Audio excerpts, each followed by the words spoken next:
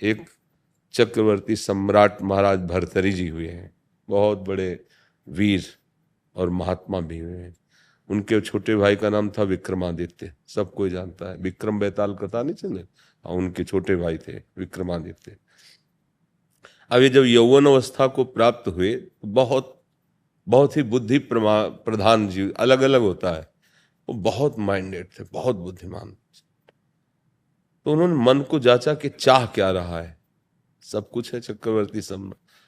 तो मन ने मांगा एक सुंदर स्त्री जो कहीं भी सबके पास ना हो। और चक्रवर्ती सम्राट मतलब एक छत्र राज्य हुक्म कर दिया कि सब सुंदरियां हमारे सामने लाई जाएं। उसमें देश विदेश की सब सुंदरियां उनके सामने लाई गई।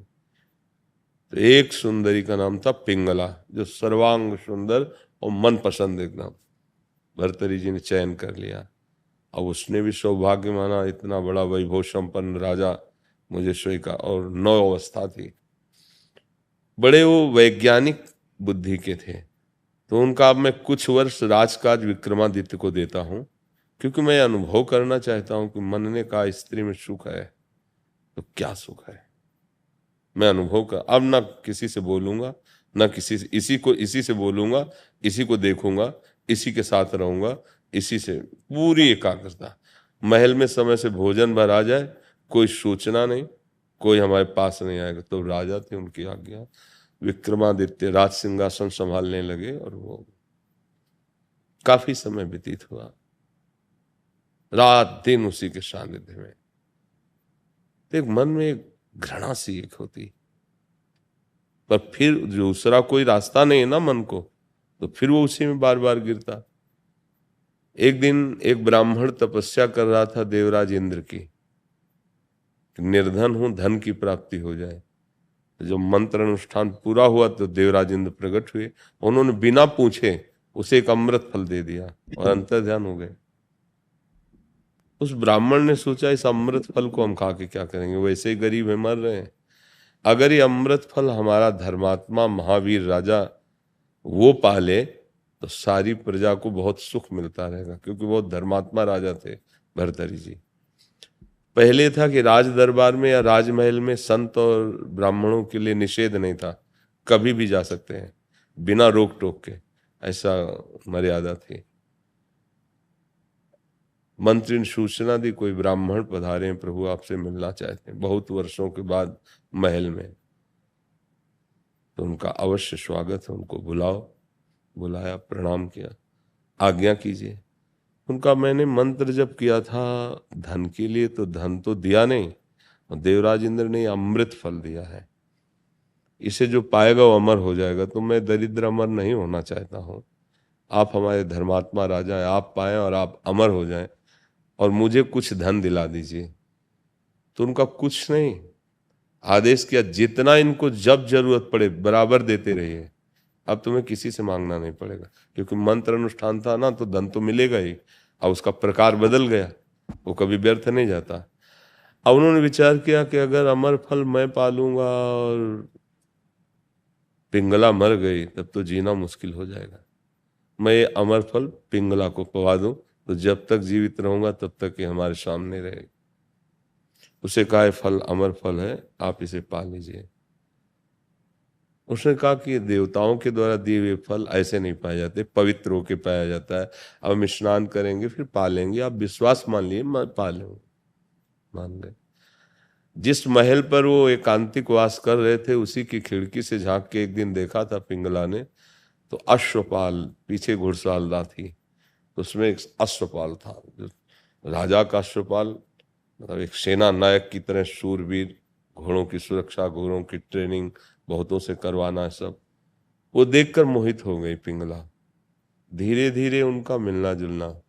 अब उसने विचार किया कि ये अगर अमल फल अश्वपाल को हम पवा देंगे तो अमर रहेगा जब तक हम जीवित, तो हमारी मित्रता चलती रहेगी। अश्वपाल को जब अमर फल मिला तो उसकी आसक्ति थी महाराज के दरबार में नाचने वाली वैश्या से, मित्रता थी उसकी। इसने सोचा अगर उस वैश्या को फल पवा दे, नवीन अवस्था की थी, वो अमर हो जाएगी। वैश्या के हाथ में अमर फल आया, उसने सोचा मैं नीच कर्म करने वाली अमर फल पाकर क्या करूंगी? अगर मेरे महाराज ये अमर फल पा लेंगे तो धर्मात्मा है, वो अमर हो जाएंगे। मंत्री ने सूचना पहुंचाई, राज दरबार की नृत्यांगना आपके दर्शन करना चाहती है, बुलाया जाए। सरकार, ये अमर फल मुझे प्राप्त हुआ है, इसे आप पालें तो अमर हो जाएंगे मालिक, हम तो आपके दरबार की नाचने वाली हैं। तो अमर फल देखा, ये तो वही है जो ब्राह्मण दे के गया था। कहा तुम अमर फल कहाँ से प्राप्त कर सकते हो? क्योंकि वैदिक मंत्रों के द्वारा अनुष्ठान से प्राप्त होता है। सच्ची बताना, नहीं तो मृत्यु दंड दिया जाएगा। तो उसको कोई पता तो था नहीं ना। तो उसने कहा आपके महल के पीछे जो अश्वपाल हैं उनसे हमारी दोस्ती है, उन्होंने हमें दिया है। बोले जाओ, ये बात किसी से कहना मत, जाओ। दूसरे दिन दरबार में घोषित किया कि महाराज भर्तरी जी आज राज दरबार में स्वयं पधार रहे हैं। शास्त्रों, प्रजा, राजमंत्री, सेवक सब उपस्थित हुए, बैठे और कहा अश्वपाल को बुलाया जाए। अश्वपाल अब राजा का हुक्म, तो बहुत डरते हुए आया कि ऐसा क्या। तो उनका हाँ भाई, ये अमर फल तुम्हें कहाँ से प्राप्त हुआ? अगर सत्य बोलोगे तो मुक्त कर दिए जाओगे, नहीं तो अभी तुम्हारा तलवार से टुकड़े टुकड़े कर दिए जाएंगे। कैसे बोले? अब ये कैसे बोले कि रानी ने दी? अब अगर नहीं बोलता है तो मारा जाएगा। तो उसने कहा सरकार प्राण रक्षा की जाए, महारानी पिंगला ने मुझे ये दिया है, चलो एकांत में हो जाओ। पिंगला को बुलाया तो आकर सिंहासन पर बैठने, बोले नहीं, सभा में खड़े हो। देखो भाई सभासदों, हमारे देश के ब्राह्मण ने एक अमर फल दिया था और वो सत्य है, उसके खाने से व्यक्ति अमर हो जाता है। मैं तलवार से इस पर प्रहार करूंगा लेकिन ये पिंगला मरेगी नहीं, क्योंकि इसने अमर फल पाया है। और खींची तलवार, जे ही प्रहार, नहीं महाराज, नहीं महाराज। वो क्यों, तुम्हें संशय है क्या ब्राह्मणों के तप और उस दैवी फल से? वो संशय नहीं, पर महाराज मैंने पाया नहीं। कहाँ दिया? अश्वपाल को। हंस दिए कि मुझ सर्वांग सुंदर चक्रवर्ती सम्राट से तेरे को प्रियता नहीं हुई, एक अश्वपाल घोड़ों की सेवा करने वाले से। और वो एक अश्वपाल तुझ पिंगला महारानी से तृप्त नहीं हुआ, वो एक वैश्या से प्यार करता है। इसका मतलब ये नीच काम कभी संतोष, कभी शांति प्रदान नहीं कर सकता। मुकुट उतारा, सिंहासन पे रखा, लंगोटी लगाई, आजीवन के लिए वैराग्यवान। भर्तरी शतक वैराग्य जो है ना, संत जन उसका गान करते हैं। ये है जो माया का आकर्षण है। ये ऐसा लगता है इसमें सुख है, उसको लगता है उसमें सुख है, उसको लगता है उसमें, पर सुखी कोई नहीं है। सुखी वही है जो भर्तरी जी की तरह संसार का राग छोड़कर भगवान के चरणों का आश्रय ले लिया।